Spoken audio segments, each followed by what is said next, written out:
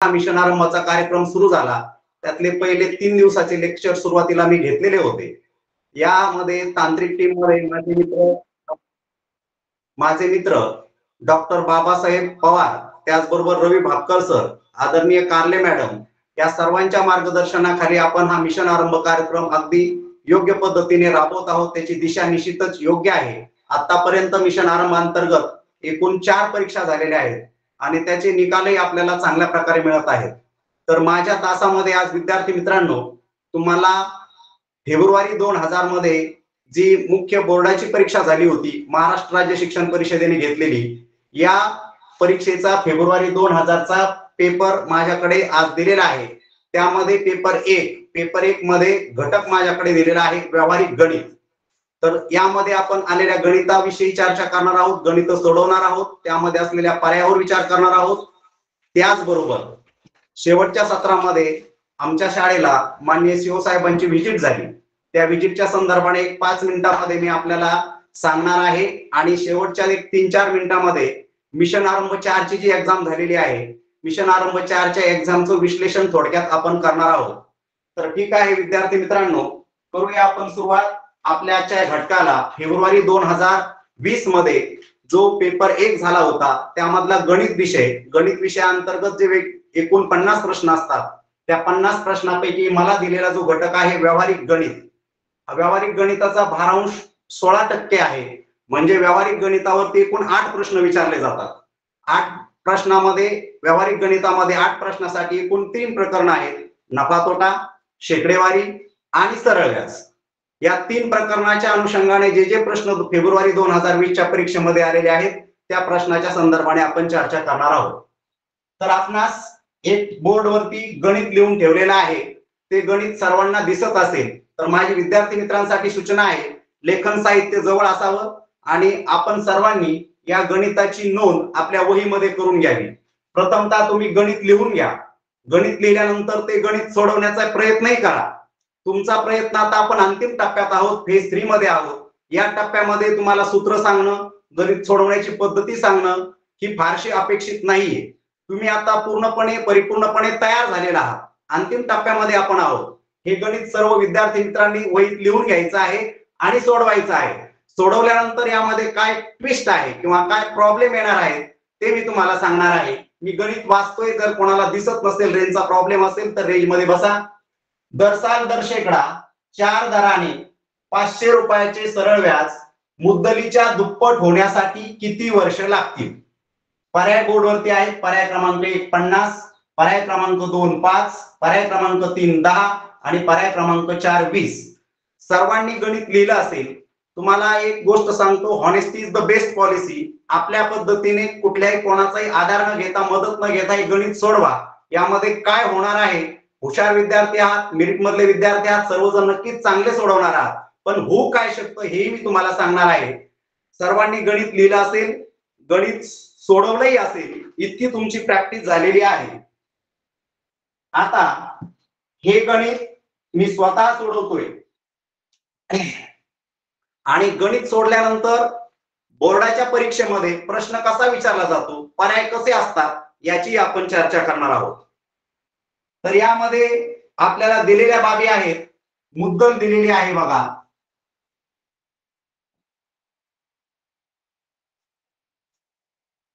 ती आहे 5000 रुपये. त्यानंतर आपल्याला दर दिलेला आहे. दर आहे आपला 4%. आणि व्याज आपल्याला दिलेलं नाही आणि आपल्याला विचारलेली आहे मुदत.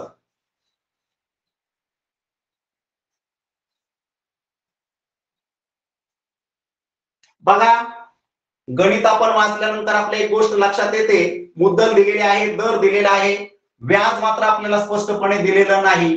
मात्र यामध्ये माहिती जी गणितामध्ये दिलेली आहे, सरळ व्याज हे मुद्दलीच्या दुप्पट होण्यासाठी किती वर्ष लागतील. म्हणजे आपल्याला व्याज या ठिकाणी मुद्दल आपली 5000 रुपये आहे आणि मुद्दलीच्या दुप्पट व्याज होतोय, म्हणजे आपल्याला 5000 ला 2 ने गुणल्यानंतर आपलं जे व्याज होणार आहे ते 10,000 रुपये होणार आहे.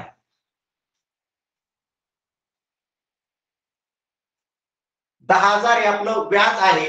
आता आपल्याला गणिताचा आधार घेऊन आपण ज्या बाबी दिलेल्या होत्या त्या स्पष्ट लक्षात घेतलेल्या आहेत. पण जी एक बाब थोडीशी आपल्याला माहिती नव्हती की व्याज स्पष्टपणे आपल्याला दिलेलं नव्हतं, परंतु त्यासाठी अपेक्षित असलेली माहिती दिलेली होती.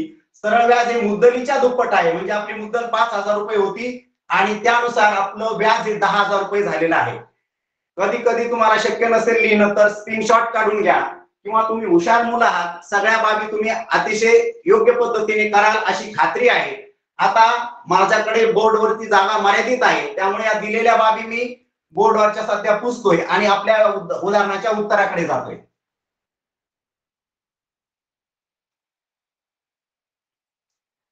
तर तुम्हाला सर्वांना मुदतीचं सूत्र माहिती आहे, कारण आपण गेली वर्षभर सातत्यपूर्ण तास करत आहोत. मुदत जर आपल्याला काढायची असेल तर त्यासाठीचं सूत्र आहे व्याज गुणिले 100 भागिले मुद्दल गुणिले दर. हे जे आपलं सूत्र आहे, या सूत्रात आता आपण किमती टाकणार आहोत. तर आपल्याला वरती सुरुवातीला मी सांगितल्याप्रमाणे आपलं व्याज आलेलं आहे 10,000 रुपये गुणिले 100. आपली मुद्दल आहे विद्यार्थी मित्रांनो 5,000 रुपये आणि आपला दर आहे 4%.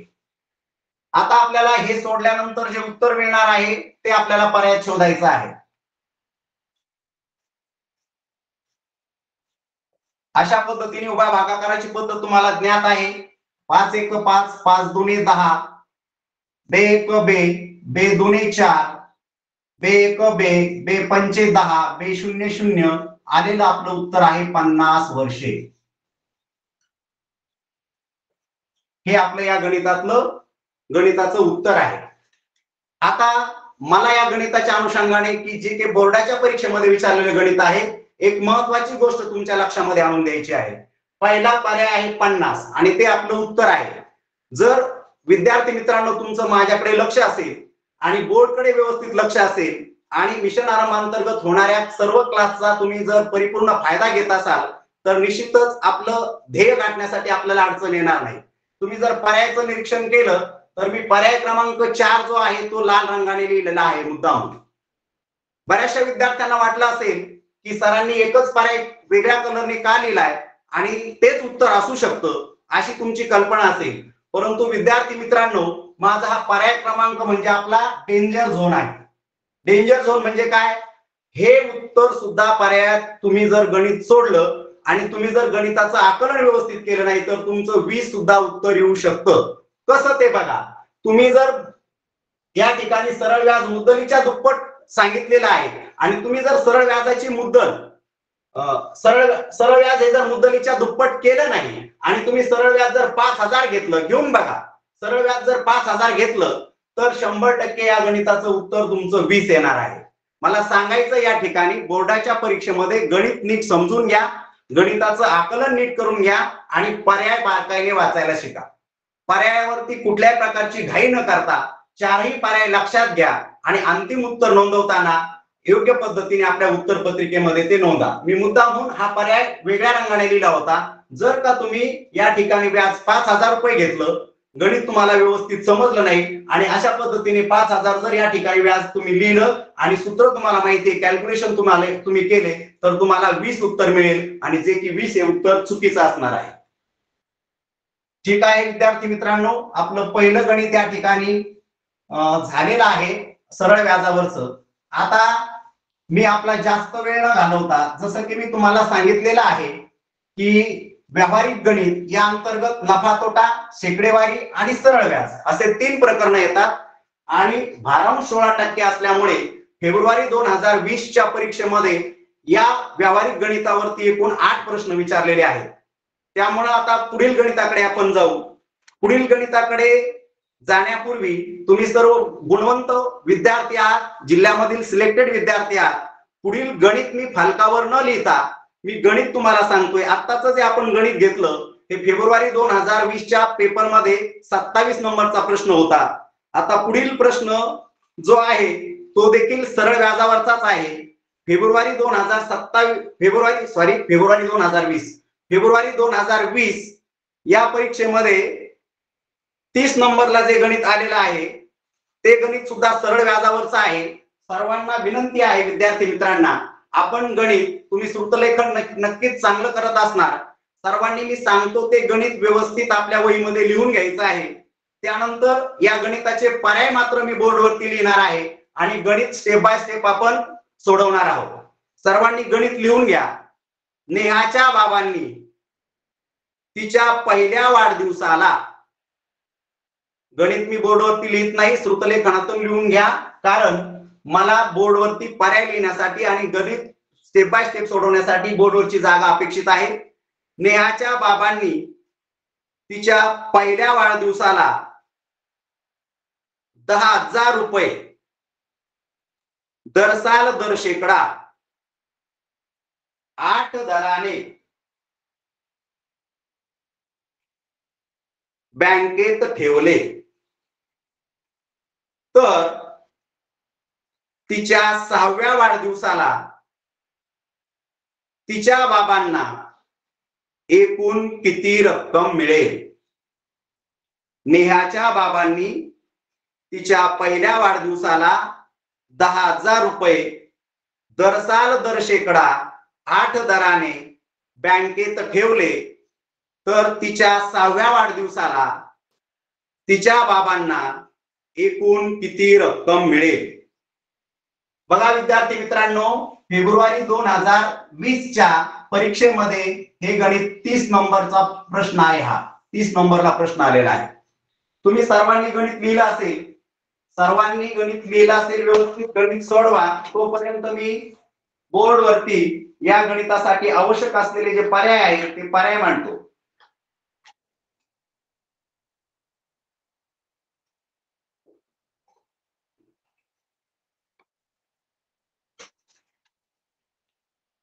पर्याय क्रमांक 1 आहे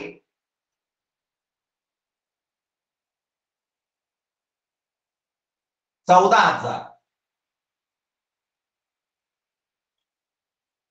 पर्याय क्रमांक 2 आहे 14,800.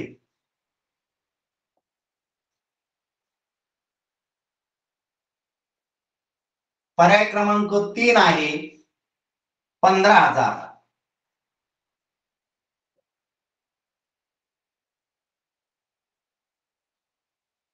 आणि पर्याय क्रमांक 4 आहे 15,800.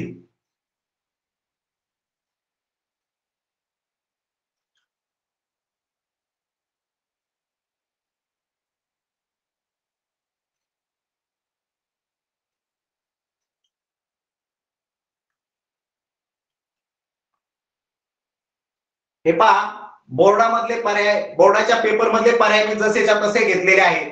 आपल्याला 14,000 रुपये पुढे रू लिहिण्याची सवय असते, 14,800 पुढे रुपये लिहिलेलं असतं, पण बोर्डाच्या प्रश्नपत्रिकेमधले जसेचे तसे पर्याय मी घेतलेले आहेत. त्याच हे या पद्धतीने दिलेले आहेत, म्हणजे इंग्लिश मधले लेटर्स या ठिकाणी वापरलेले आहेत, दुसरं काही नाहीये. सर्वजण नक्कीच पर्याय गणित वाचून व्यवस्थितपणे सोडवत असाल, सर्वांनी सोडवण्याचा प्रयत्न करा.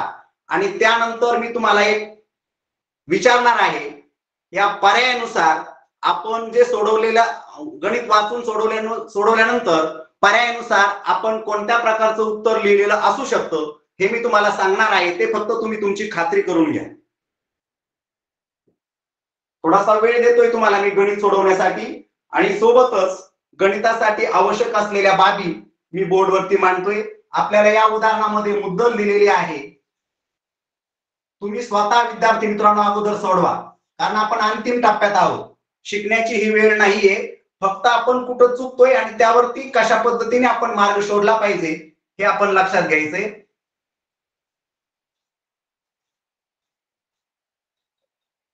आपल्याला मुद्दल 10,000 रुपये दिलेली आहे. गणितात सांगितल्याप्रमाणे दर 8% आहे.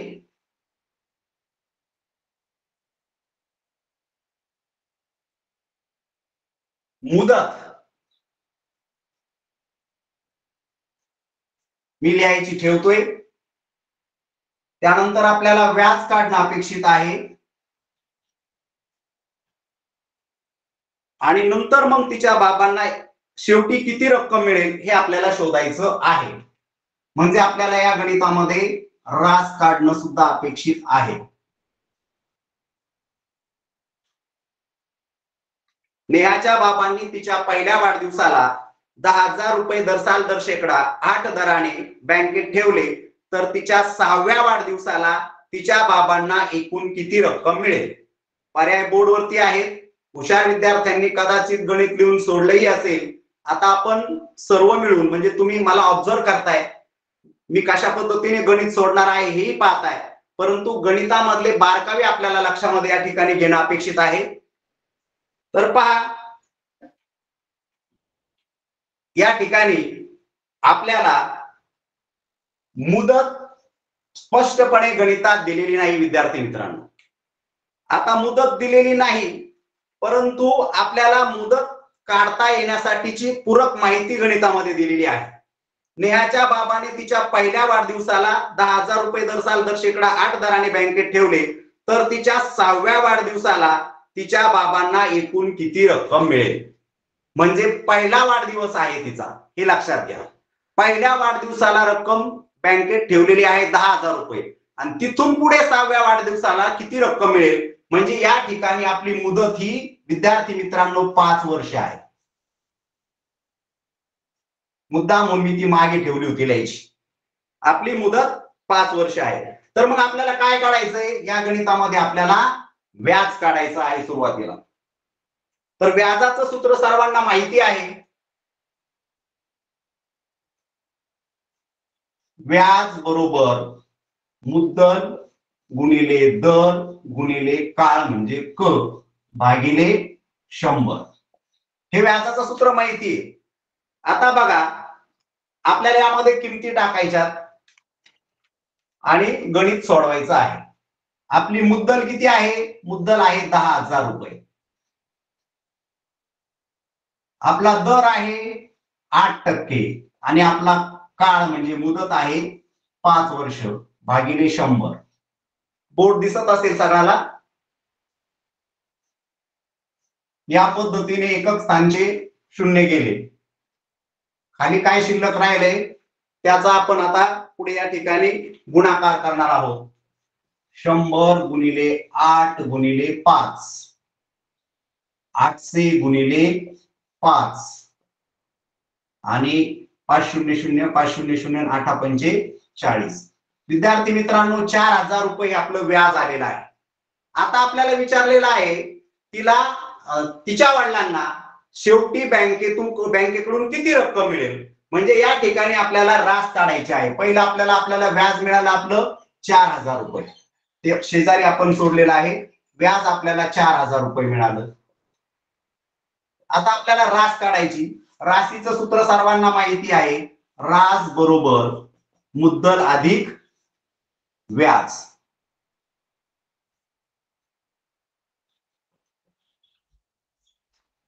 मुद्दल आहे आपली 10,000 रुपये आणि व्याज आलेलं आहे आपलं 4,000 रुपये. एकूण मिळणारी रक्कम असेल 14,000 रुपये. हे आपलं अंतिम उत्तर आहे. माझी खात्री आहे विद्यार्थी मित्रांनो, मी सुद्धा माझ्या वर्गामध्ये योगायोगाने फेब्रुवारी 2020 हा जो क्वेश्चन पेपर आहे त्यावर्षी सुद्धा माझ्याकडे 5वीचीच बॅच होती आणि या वर्षी सुद्धा बरोबर 5 वर्ष झालेले आहेत. 2025 मध्ये आपण आलेलो आहोत. 9 फेब्रुवारी 2025 ला आपण अंतिम शिष्यवृत्तीचा पेपर देणार आहोत. तर मला खात्री आहे, माझ्या अनुभवाने मी सांगतो, फक्त आपल्या स्वतःशी प्रामाणिक राहा. बऱ्याचशा मुलांचं या ठिकाणी सुद्धा आपला या पर्यायामध्ये एक डेंजर झोन मधलं उत्तर आहे 14,800.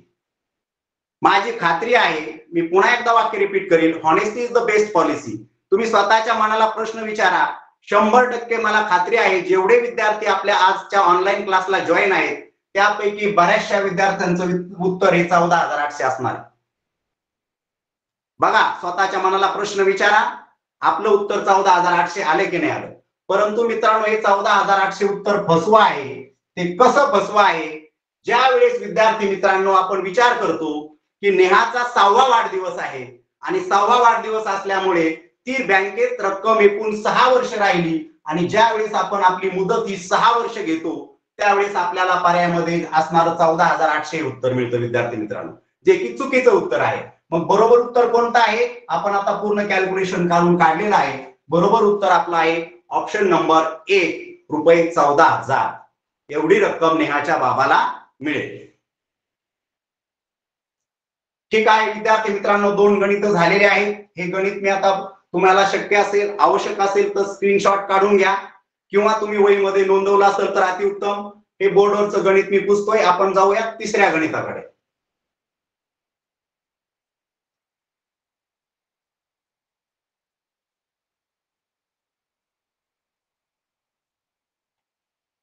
दोन सरळ व्याजावरची गणितं झाली. भारांशाप्रमाणे जर आपण विचार केला या प्रश्नपत्रिकेचा तर सरळ व्याजावर 3 गणित आहेत, नफ्या तोट्यावरती 3 गणित आहेत आणि शेकडेवारीवरती 2 गणित आहेत.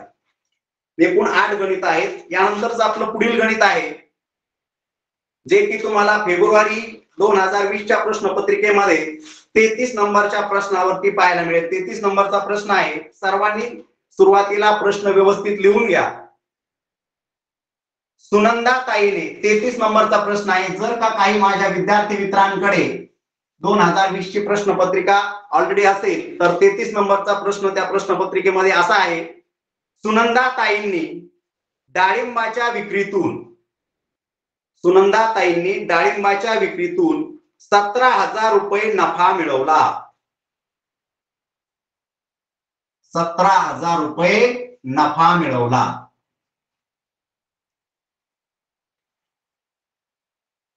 त्यांनी डाळिंबाच्या लागवडीसाठी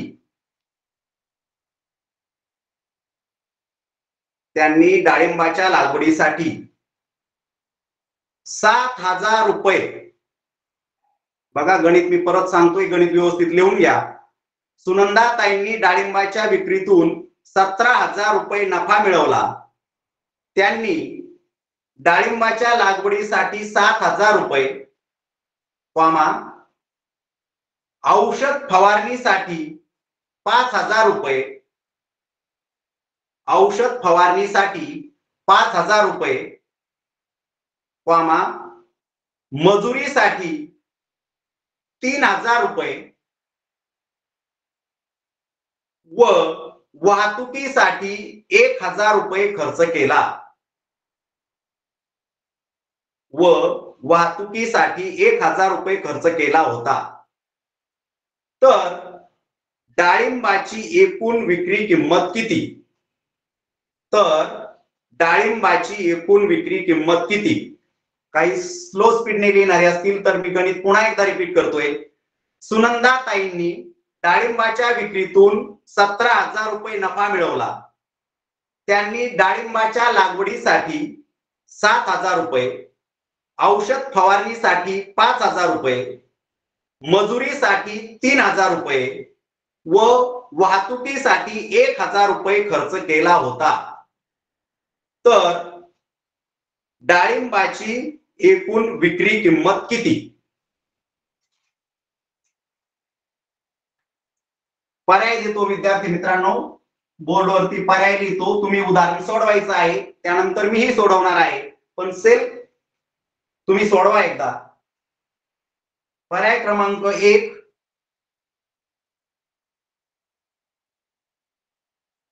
23,000, पर्याय क्रमांक 2 33,000 रुपये,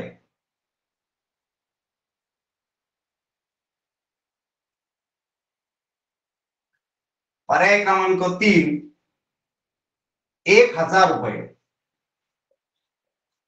आणि पर्याय क्रमांक 4 13,000 रुपये.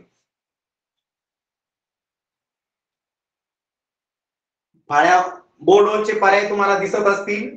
उदाहरण सर्वांनी सोडवायचं आहे.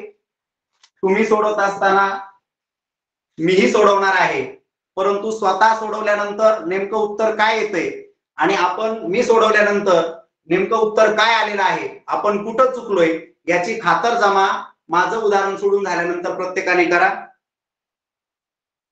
बघा आपल्याला दिलेला आहे, डाळिंब विक्रीतून मिळालेला नफा दिलेला आहे, तो आहे 17,000 रुपये. त्यानंतर डाळिंबचं उत्पादन आणण्यासाठी एकूण केलेला खर्च आहे, खर्च केलेली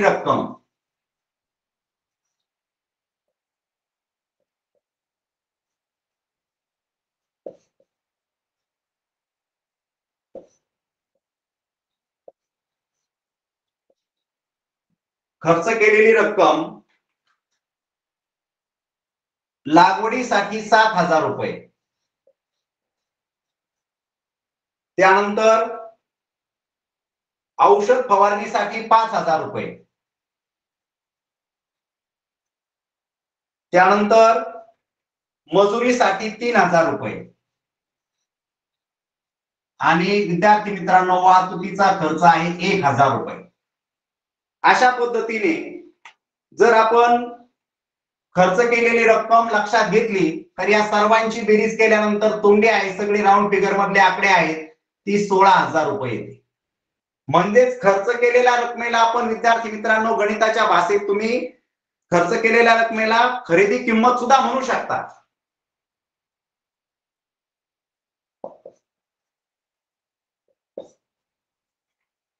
आता आपल्याला या उदाहरणामध्ये विक्री किंमत शोधायची आहे. बऱ्याचशा विद्यार्थ्यांनी झटपट उदाहरण सोडलंही असेल, पण पुढे होणार काय आहे, कारण बोर्डाच्या परीक्षेमधला हा प्रश्न आहे.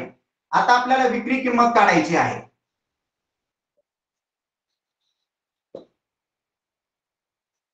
विक्री किंमत बरोबर सर्वांना सूत्र माहिती आहे, खरेदी किंमत अधिक नफा.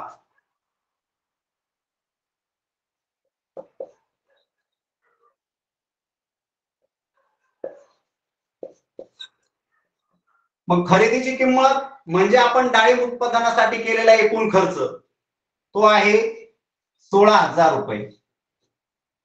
त्यानंतर आपला नफा वरती आलेला आहे, तो आहे 17,000 रुपये. मग आता यांची दोन्हीची बेरीज केली तर ती सुद्धा राऊंड फिगर मध्येच आहे, 33,000 रुपये. या पद्धतीने आपल्याला हे उदाहरण सोडणं अपेक्षित होतं, परंतु ज्या विद्यार्थ्यांनी असं सोडलंय त्यांचं निश्चित अभिनंदन. परंतु विद्यार्थी मित्रांनो जर का घाई गडबडीमध्ये आपलं शेवटी विक्री किमतीचं सूत्र उलट झालं, आता हे तुम्ही स्क्रीनशॉट काढून घ्या, या पद्धतीने सोडलेलं आहे. आता याच्यामध्ये काय होतं, कधी कधी आपण कॅल्क्युलेशन बरोबर करतो, गणित बरोबर वाचतो, पर्याय बरोबर वाचतो, परंतु चुकून तुमच्याकडून विक्री किमतीचं सूत्र जर उलट झालं, नफा वजा खरेदी किंमत असं जर घाई गडबडीत झालं तर 17,000तून तुम्ही 16,000 वजा करणार आणि पर्यायामध्ये 3 क्रमांकामध्ये 1,000 सुद्धा उत्तर दिलेलं आहे. फक्त पेपर सोडवताना आपण त्या 1.5 तासामध्ये किती स्वतःला स्टेबल ठेवतो, किती कॉन्स्टंट आपण राहतो आणि सर्व बाबी जे की आपण वर्षभर सराव केलेले असतात त्या पद्धतीने आपण त्या 1.5 तासामध्ये किती स्टेबल राहून प्रत्येक काम अचूक करतो, त्यानुसार आपलं यश हे विद्यार्थी मित्रांनो ठरलेलं असतं. 1,000 सुद्धा उत्तर येऊ शकतं काही गडबडीमध्ये आपण जर विक्री किंमत काढण्याच्या सूत्रामध्ये थोडासा चुकून आपल्याकडनं बदल झाला तर. आणि आता हे पर्याय तुमच्या समोर ठेवलेले आहेत, मुद्दा म्हणून ठेवलेले आहेत. विद्यार्थी मित्रांनो थोडंसं पर्यायाचं निरीक्षण करा. 23, 33, 13. आपण सगळं जरी काम व्यवस्थित केलं, आपल्या कच्च्या कामामध्ये आलेलं उत्तर 33,000 बरोबर आहे, पण पर्यायाचं निरीक्षण आपण जर व्यवस्थित केलं नाही तर आपण पहिला पर्याय सुद्धा उत्तर लिहिण्याची शक्यता असते. म्हणून थोडंसं उत्तर काढल्यानंतर स्थिर व्हा, थोडंसं अचूक उत्तर नोंदवण्यासाठी पर्यायाचं बारकाईने निरीक्षण करा. पहा हे आकडे 23, 33 आणि 13. आपल्याला जर आपण घाई केली तर आपण पहिला पर्याय सुद्धा घाई गडबडीत लिहू शकतो. म्हणून पर्यायाचं निरीक्षण, चारही पर्यायाचं निरीक्षण व्यवस्थित करायला शिका आणि अचूक उत्तर आपल्या उत्तर पत्रिकेमध्ये नोंदवा. जाऊयात आपण पुढील प्रश्नाकडे. पुढचा प्रश्न आहे शेकडेवारीवरचा आणि फेब्रुवारी 2020च्या प्रश्नपत्रिकेमधला हा प्रश्न आहे. प्रश्न क्रमांक 41. लिहून घ्या. 100चा शेकडा 5. 100चा शेकडा 5.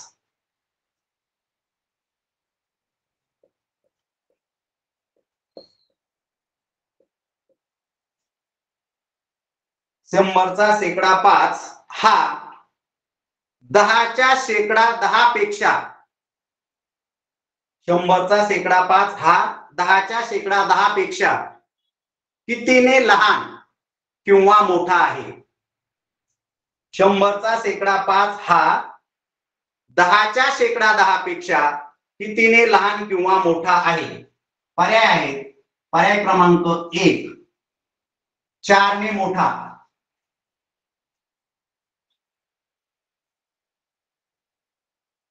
पर्याय क्रमांक 2 4 ने लहान.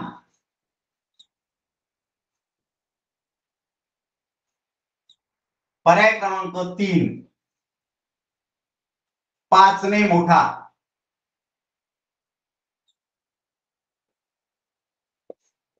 आणि पर्याय क्रमांक 4 5 ने लहान.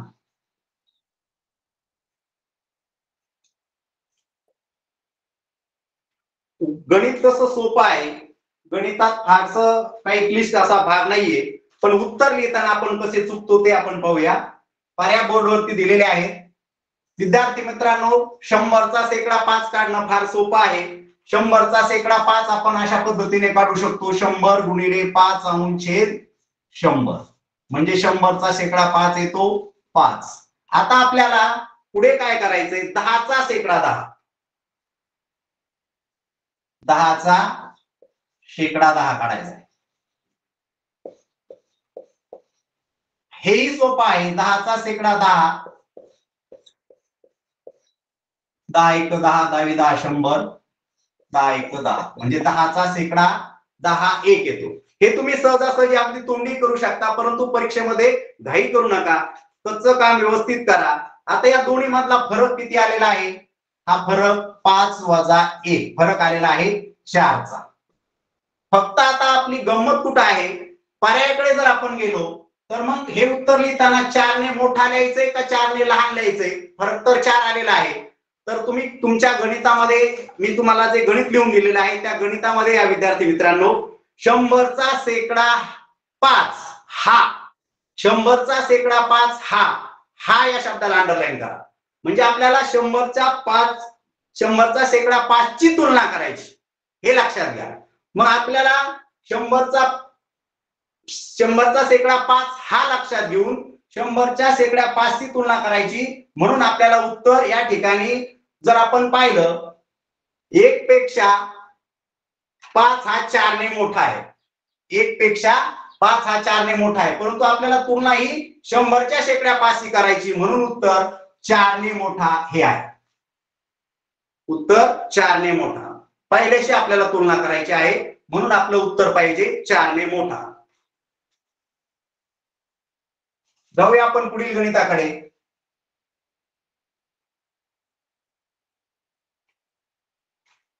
पुढचं गणित आहे नफ्या तोट्यावरचं गणित. थोडं स्पीडने लिहून घ्या. आपली गणित कमी अजून 4 गणित आहेत ते झाले पाहिजेत. गणित थोडं स्पीडने लिहून घ्या. सोनालीने एक घर 37,50,000 रुपयास विकत घेतले. सोनालीने एक घर 37,50,000 रुपयास विकत घेतले. त्या घरासाठी तिने 7,25,000 रुपयांचे फर्निचर बनवले. सोनालीने एक घर 37,50,000 रुपयास विकत घेतले. त्या घरासाठी तिने 7,25,000 रुपयांचे फर्निचर बनवले. ते घर तिने किती रुपयांना विकले असता. ते घर तिने किती रुपयांना विकले असता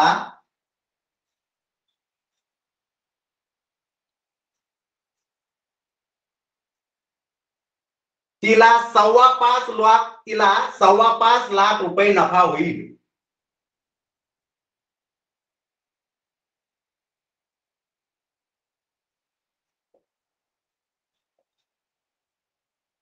ते घर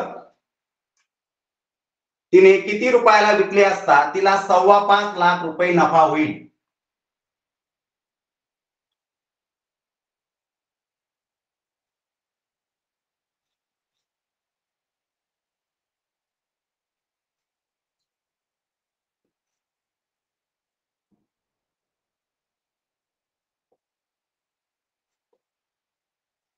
सोबत मी पर्याय फळ्यावर मांडलेले आहेत.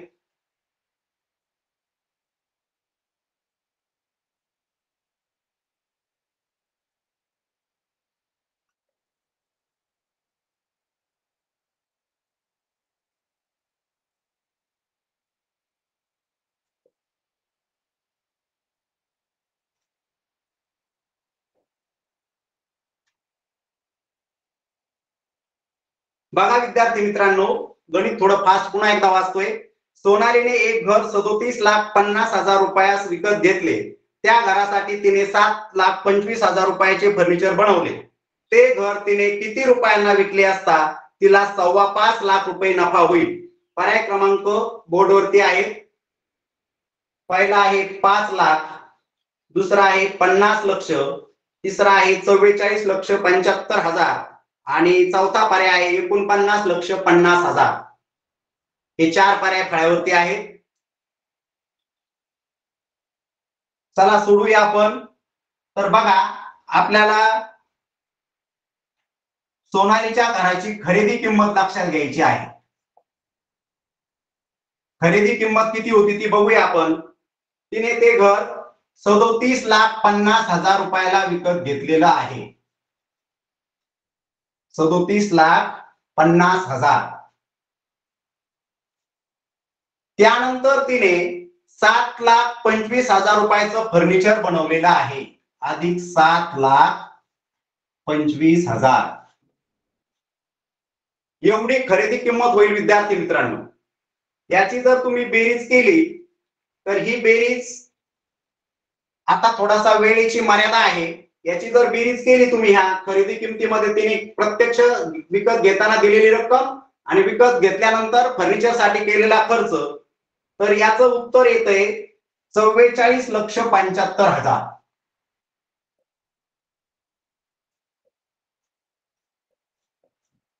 एवढी सोनालीच्या घराची खरेदी किंमत झालेली आहे. आता तिला अपेक्षित नफा किती आहे?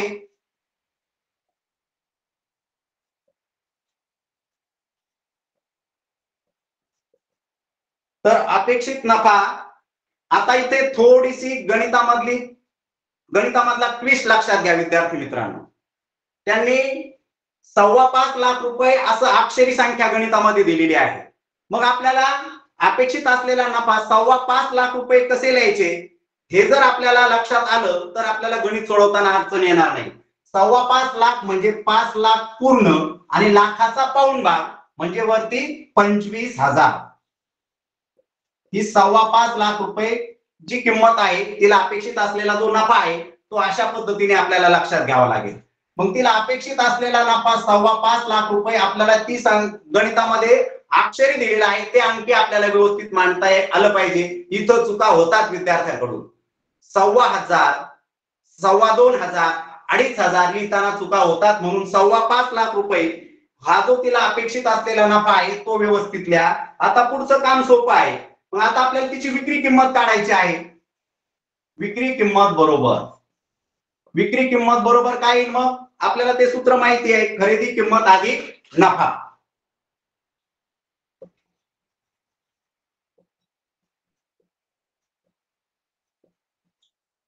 खरेदी किंमत आता आपली तयार झालेली आहे 44,75,000 अधिक आपला नफा 5.25 लाख रुपये म्हणजे 5,25,000. आणि जेव्हा तुम्ही याची बेरीज कराल विद्यार्थी मित्रांनो, त्यावेळेस तुमचं उत्तर आलेलं असेल 50 लक्ष, जे की आपलं अंतिम उत्तर असेल.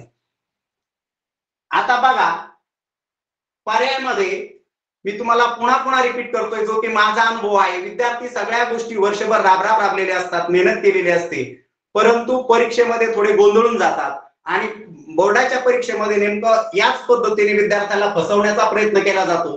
तुम्ही पहिला पर्याय जर व्यवस्थित पाहिला, आता इथं माझ्याकडून थोडंसं बोर्डवरती लिहिण्यात हा 2 इकडे आहे, लक्षात घ्या. हा पहिला पर्याय जर पाहिला तर आपण उत्तर काढलेलं आहे आणि पर्यायाचं निरीक्षण व्यवस्थित केलं नाही, शून्यांची संख्या व्यवस्थित लक्षात घेतली नाही, तर आपण घाई गडबडीत पर्याय क्रमांक 1 उत्तर लिहिणार आहोत. त्यानंतर कदाचित आपण गणिताला व्यवस्थित समजून घेतलं नाही, तुम्ही खरेदी किंमत आपल्याला दिलेली आहे आणि खरेदी किमतीमध्ये तिने केलेला खर्च मिळवला, तर आपल्याला यामध्ये पर्यायामध्ये असलेलं हे उत्तर सुद्धा मिळू शकतं, जे की चुकीचं आहे. म्हणून गणित शेवटपर्यंत वाचा, गणिताचा अर्थ समजून घ्या आणि आपलं काम व्यवस्थित करा. या गणिताचं अंतिम बरोबर असलेलं उत्तर हे आहे. पर्यायाचं निरीक्षण करायला शिका, शून्याची काळजी घ्या. जाऊया आपण पुढील गणिताकडे. थोडंसं विद्यार्थी मित्रांनो फास्ट लिहून घ्या. गणित माझ्याकडे 1 तास आहे आणि गणित 8 आहेत या घटकावरती. एका शाळेत 63 नंबरचं गणित आहे, फेब्रुवारी 2020 च्या परीक्षेमधलं 63 नंबरचं गणित आहे, शेकडेवारीशी संबंधित गणित आहे. गणित सोपं आहे पण फसवं आहे, अगोदरच सांगून ठेवतो. एका शाळेतील 2300 विद्यार्थ्यांपैकी 63 नंबरचं गणित आहे. एका शाळेतील 2300 विद्यार्थ्यांपैकी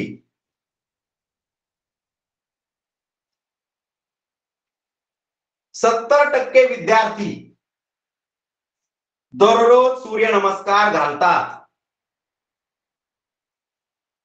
एका शाळेतील 2300 विद्यार्थ्यांपैकी 70% विद्यार्थी दररोज सूर्यनमस्कार घालतात. तर किती विद्यार्थी सूर्यनमस्कार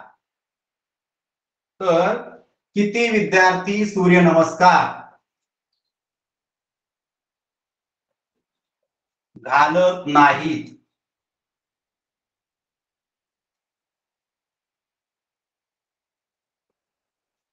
तर किती विद्यार्थी सूर्यनमस्कार घालत नाहीत?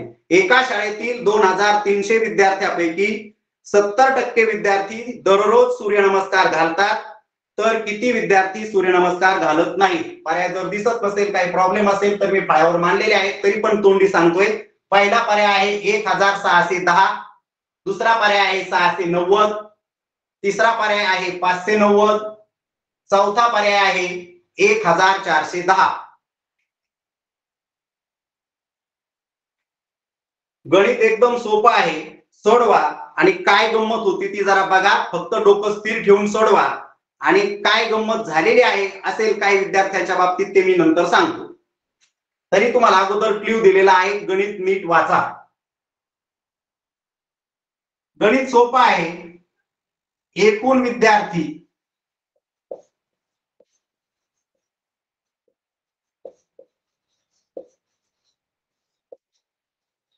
2300 पैकी 70%.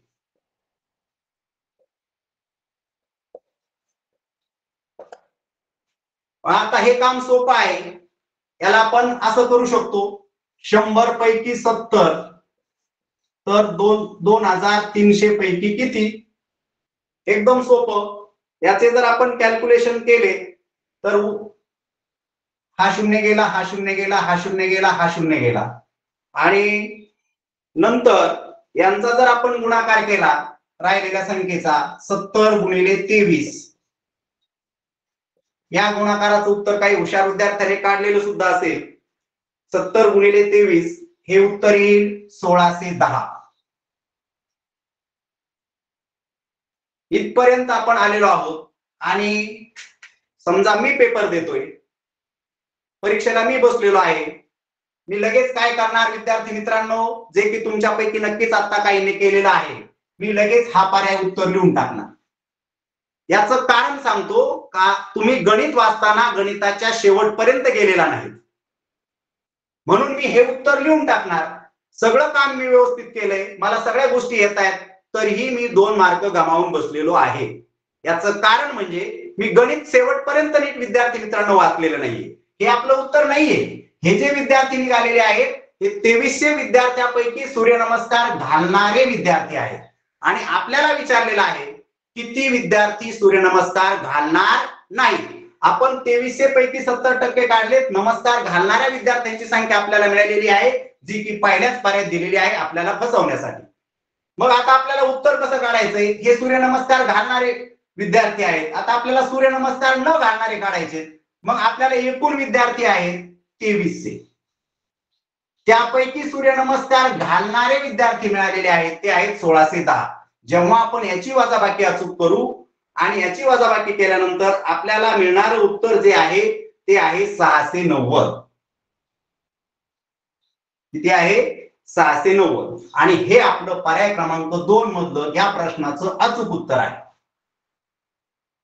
म्हणजे बघा, जर आपण गणित समजून घेतलं नाही, गणिताला शेवटपर्यंत वाचलं नाही, पर्यायाचं व्यवस्थित निरीक्षण केलं नाही, तर आपण सगळी मेहनत करून आपले 2 मार्क गमावण्याची शक्यता असते. याच्याशी जुळता मिळता असलेला 590 हा सुद्धा पर्याय आहे.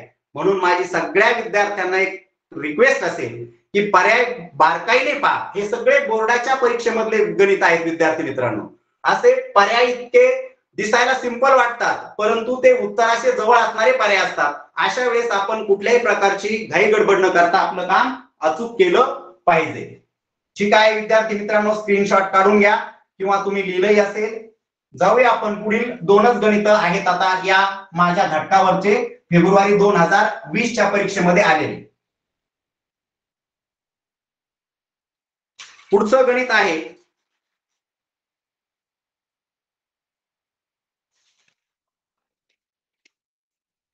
तुमच्या प्रश्नपत्रिकेमध्ये फेब्रुवारी 2020 च्या प्रश्नपत्रिकेमध्ये ते तुम्हाला 67 नंबरला पाहायला मिळालेलं असेल. गणित पाहायला मिळेल, विश्वासने 10 रुपयाला एक वही याप्रमाणे 5 डझन वह्या आणल्या.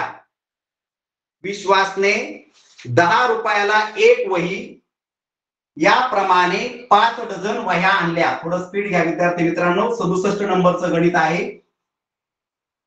विश्वासने 10 रुपयाला एक वही याप्रमाणे 5 डझन वह्या आणल्या.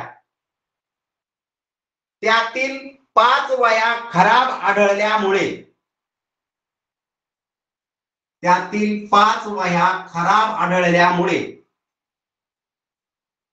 उरलेल्या वह्या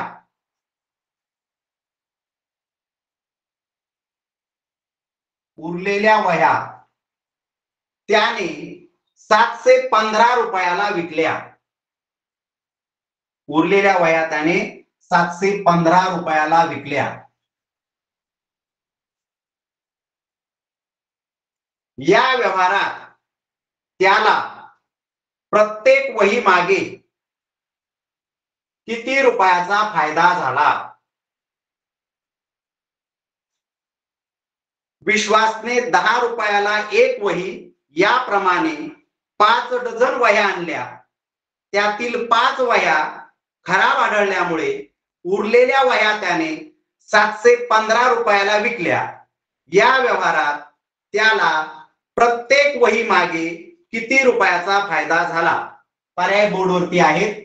पर्याय क्रमांक 1 13, पर्याय क्रमांक 2 3, पर्याय क्रमांक 3 115, पर्याय क्रमांक 4 12. असे पर्याय आपल्याला त्यांनी या बोर्डाच्या प्रश्नपत्रिकेमध्ये दिलेले आहेत.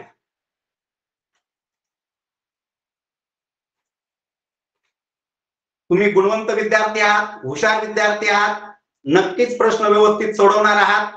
फक्त प्रश्न सोडवल्यानंतर डोकं स्थिर ठेवा. जो 2020 च्या परीक्षेमध्ये मी माझ्या विद्यार्थ्यांच्या बाबतीत हा अनुभव घेतलेला आहे आणि या प्रश्नाने माझा खूप मोठा तोटा केलेला आहे.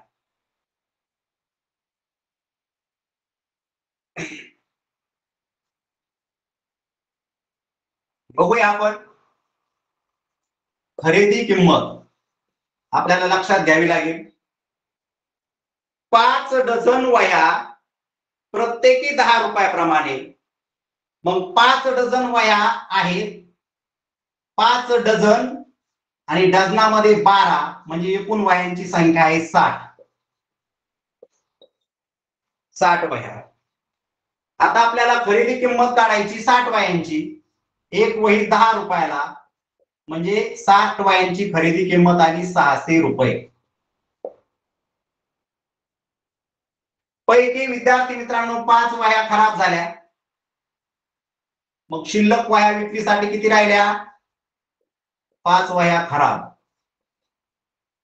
मग एकूण होत्या 60, 60 मधून 5 खराब झाल्या, विक्रीसाठी वह्या राहिल्या शिल्लक आपल्याकडे 55.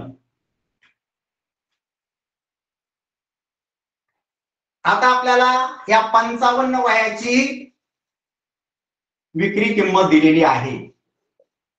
55 वह्यांची विक्री किंमत दिलेली आहे 715 रुपये.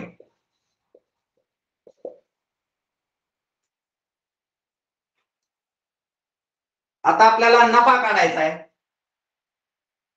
नफा काढावा लागेल आणि नंतर प्रत्येक वही मागचा नफा आपल्याला विचारात घ्यावा लागेल.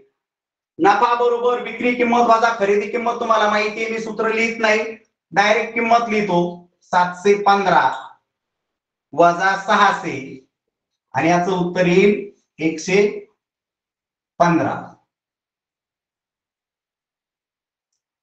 आता आपल्याला प्रत्येक वही मागचा नफा काढायचा आहे.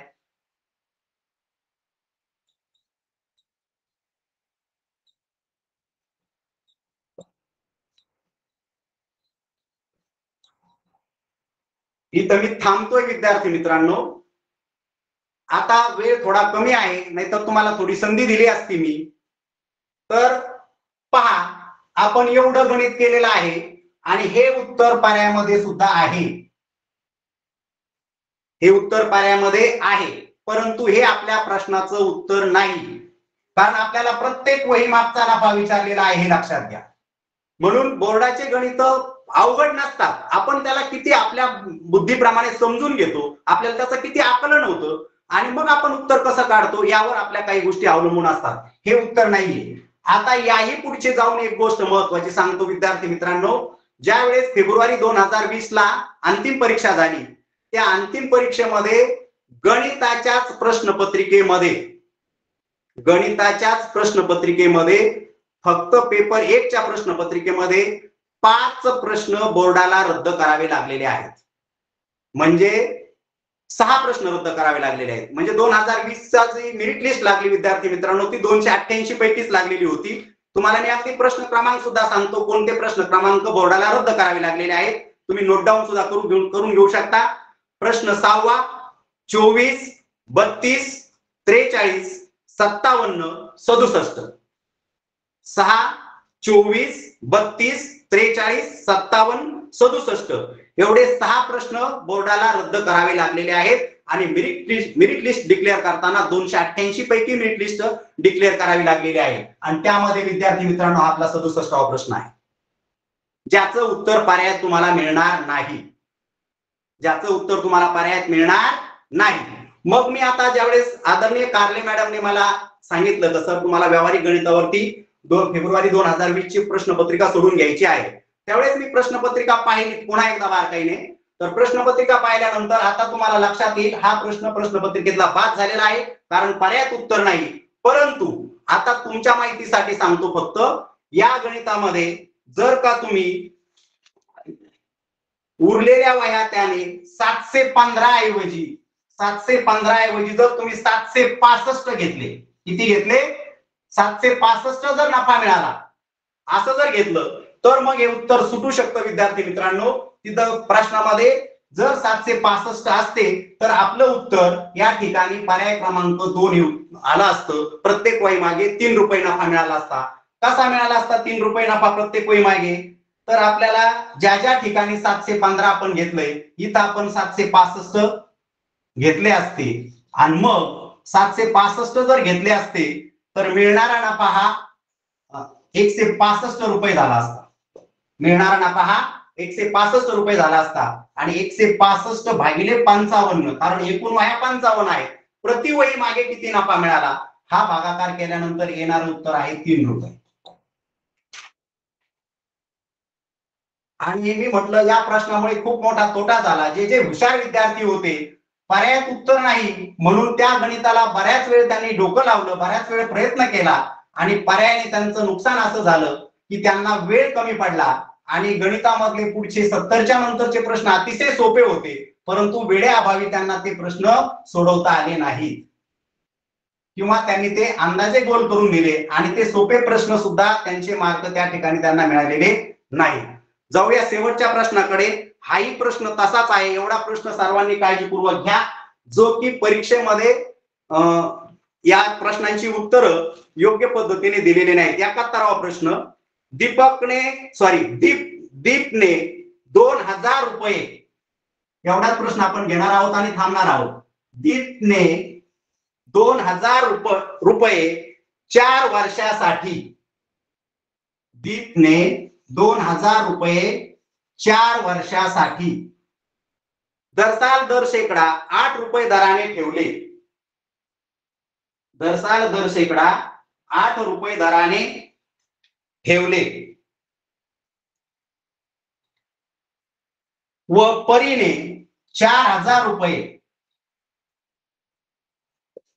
व परीने 4000 रुपये 4 वर्षासाठी दरसाल दर शेकडा 4 दराने, व परीने 4000 रुपये 4 वर्षासाठी दरसाल दर शेकडा 4 रुपये दराने ठेवले. 4 वर्षानंतर, तर 4 वर्षानंतर दोघांना मिळणाऱ्या रकमामधील संबंध काय असेल? तर 4 वर्षानंतर दोघांना मिळणाऱ्या रकमामधील संबंध काय असेल? दीपने 2000 रुपये 4 वर्षासाठी दर साल दर शेकडा 8 रुपये दराने ठेवले व परीने 4000 रुपये 4 वर्षासाठी दर साल दर शेकडा 4 रुपये दराने ठेवले. तर 4 वर्षानंतर दोघांना मिळणाऱ्या रकमामधील काय संबंध असेल? पर्याय तुम्ही लिहून घ्या. पहिला पर्याय आहे, पर्याय मोठे आहेत, वेळ संपत आलेला आहे. दीप, पर्याय 1, दीपला परीपेक्षा जास्त. पर्याय 1, दीपला परीपेक्षा जास्त. पर्याय 2, दीपला परीपेक्षा कमी. पर्याय 2, दीपला परीपेक्षा कमी. पर्याय 3, दोघांना समान. पर्याय 3, दोघांना समान. आणि पर्याय 4, परीला दीपपेक्षा जास्त. पर्याय 4, परीला दीपपेक्षा जास्त. कोणाचं जर घाई झाली असेल तर चारही पर्याय रिपीट करतोय. पर्याय 1, दीपला परीपेक्षा जास्त. पर्याय 2, दीपला परीपेक्षा कमी. पर्याय 3, दोघांना समान. आणि पर्याय 4, परीला दीपपेक्षा जास्त. थोडक्यात आता 1-2-3 मिनिटं आपले वर होतील. थोडक्यात आपण पटकन हे गणित सोडू. तर आपल्याला प्रथम दोघांचं व्याज काढावं लागेल आणि ते सोपं आहे. आता पहा, दीपने जे घेतलेलं आहे, दीपला व्याज किती मिळणार आहे ते आपण अगोदर काढू.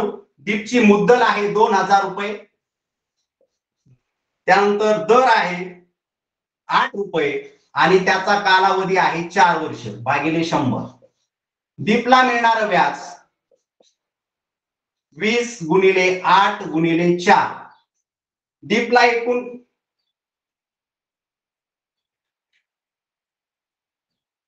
एकूण मिळणारी रक्कम आहे, एकूण मिळणारं व्याज आहे 800 रुपये. लक्षात येते? दीपला मिळणारं व्याज 800 रुपये आहे आणि परीला मिळणारं व्याज काढू. परीची मुद्दल आहे 4000 रुपये. मुदत पण 4 आहे आणि दर पण 4 आहे भागिले 100. परीचं जर व्याज काढलं आपण 40 गुणिले 4 गुणिले 4, ही परीचं व्याज येतंय 640 रुपये.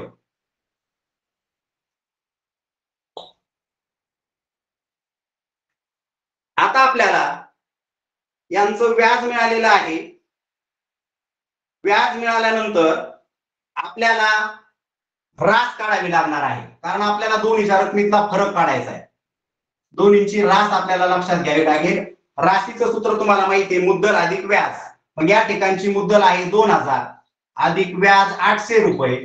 एकूण दीपला मिळणार आहेत 2800 रुपये. त्यानंतर परीला मिळणार आहे ती एकूण तिची मुद्दल आहे 4,000 आणि तिचं व्याज आलेलं आहे 640 रुपये.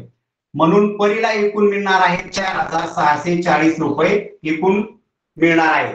आता बघा विद्यार्थी मित्रांनो, आपण सगळे कॅल्क्युलेशन व्यवस्थित केलेत, काही अडचण नाही, दोन्हीच्या रकमेतली तफावतही आपल्या लक्षात आलेली आहे.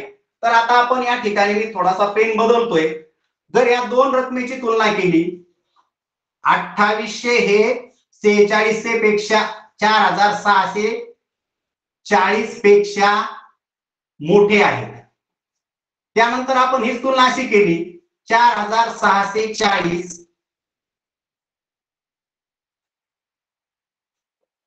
दोन्हीचा अर्थ एकच आहे. आपण अशी तुलना केली तर आपल्याला इथं उत्तर मिळालेलं आहे मित्रांनो. पण पर्यायाकडे तुम्ही जा, जो की हा प्रश्न रद्द केलेला नाही 2000 फेब्रुवारीच्या परीक्षेमध्ये, पण त्याचे दोन उत्तर दिलेले आहेत आणि दोन उत्तर येत आहेत. कोणते उत्तर येत आहेत तुम्ही शोधले पण असतील, पर्याय क्रमांक 2 आणि पर्याय क्रमांक 4. या ठिकाणी आपल्याला असं म्हणता येईल, अशी जर तुलना केली,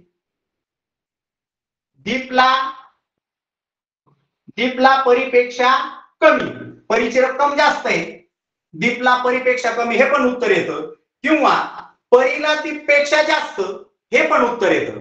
असे दोन उत्तर या प्रश्नपत्रिकेमध्ये आपल्याला दिलेले आहेत आणि ते बोर्डाने सुद्धा मान्य केलेले आहेत. त्यांनी या प्रश्नासाठी दोन पर्यायाची उत्तर दिलेली आहेत.